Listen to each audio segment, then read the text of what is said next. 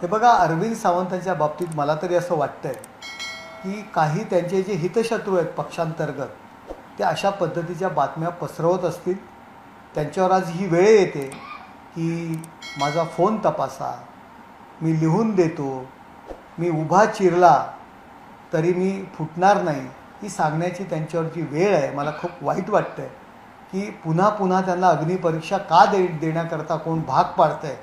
त्यांचं पक्षांतर्गत राजकारण असावं आणि पक्षांतर्गत राजकारणामध्ये अरविंद सावंत यांना बदनाम करण्याचा कोणतरी प्रयत्न करत असावा. अरविंद सावंतला लांब ठेवून इतर जे खासदार आहेत ते वेगळी सूर मानतात की नाही, मला काही कल्पना नाही, मला काही कल्पना नाही. परंतु अरविंद सावंत यांना बदनाम करण्याचं काम युबीटी पक्षातीलच काही लोक करत असावे असं मला वाटतंय. सर, ऑपरेशन टायगर संदर्भात ज्योती वाघमारेंनी काही दिवसापूर्वी वक्तव्य केलं होतं. ऑपरेशन टायगरही होणार, ऑपरेशन तुतारही होणार. हे बघा, त्यावेळी सुद्धा पक्षाने स्पष्टीकरण दिलं होतं की अशा पद्धतीची कुठलीही बैठक, कुठलीही कृती आमच्याकडनं झालेली नाही आहे.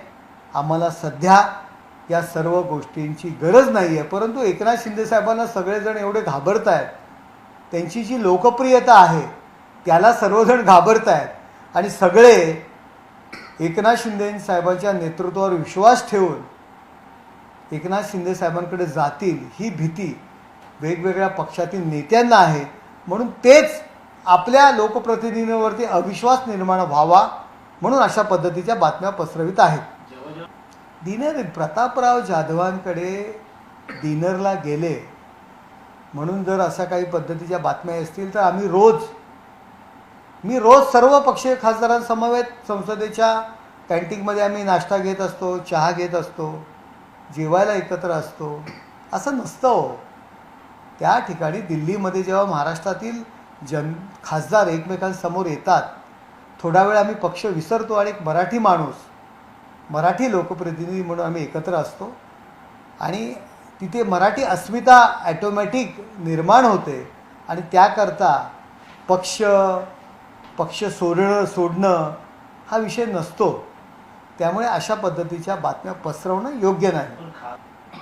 हे बघा, जनतेचा हा पैसा आहे आणि जनतेसाठीच हा वापरला जातो. त्यामुळे आम्हाला प्रश्न विचारण्याचा अधिकार यांना कोणाच्या बापाने दिला आहे हो? अशा पद्धतीने जर आम्हाला प्रश्न विचारत असतील, यांची काही लागीनदार आहोत का यांना उत्तर देण्याकरता? आम्ही जनतेचा पैसा आहे, जनतेकरता आम्ही तो वापरू. यांना कोणी अधिकार दिला आहे? तुम्ही तुमचा पक्ष सांभाळा ना. आज यांच्या पक्षा